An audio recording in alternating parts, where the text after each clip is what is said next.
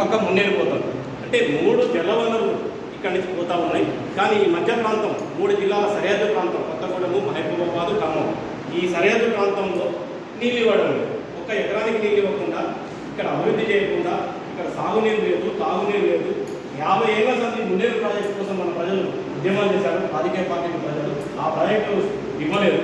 ఇవ్వకుండా ఇప్పుడు కొత్త మోసం ఇవాళ మనకు 98 జీవో తెచ్చి మున్నేరు నీళ్ళను కూడా పాలేరు తీసుకుపోతారు. చూడండి, గోదావరి నీళ్లను పాలేరు, సత్తుపల్లి, ఖమ్మం సత్తుపల్లికి తీసుకుపోతారు. నాగార్జున సాగర్ నీళ్లు పాలేరు, ఖమ్మం సత్తుపల్లి ఆల్రెడీ నడుస్తుంది.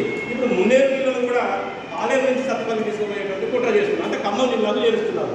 మరి మనకు అనుమానం కూడా వస్తుంది, అన్ని నీళ్లు ఖమ్మం జిల్లాకు చేరినాక ఏం చేస్తారు మిగులు జలాలన్నీ? అంటే ఆంధ్రకు అమ్ముకుంటారా, లేకపోతే ఆంధ్రకు పంపిస్తారా అప్పనంగా?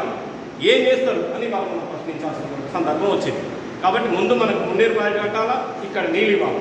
రెండోది, సీతారామ ప్రాజెక్టు మళ్ళీ పాత డిజైన్ ప్రకారం నిర్మాణం చేయాలా. టేకులపల్లికి ఇళ్లందుకు ఇటు బయ్యారానికి కానీ, ఇటు కారేపల్లి, కామెపల్లి మండలాలకు కానీ ఖచ్చితంగా ఇవ్వాల్సిందే. ఈ మన బంగ్లా వరకు కూడా నీళ్ళు ఇవ్వాల్సినటువంటి అవసరం ఉంది మైబాద్తో పాటు. కాబట్టి ఇవన్నీ దృష్టిలో పెట్టుకొని ప్రభుత్వాన్ని మనం నిలదీయకపోతే మనం మోసపోతాం. మన తరమే కాదు, భవిష్యత్ తరాలు కూడా మోసపోతాయి. అనేక రకాలుగా నష్టం జరుగుతుంది ఈ ప్రాంతానికి అని చెప్పి తెలియజేస్తూ, మన రామనాథం అన్న కొత్తగూడెం నుంచి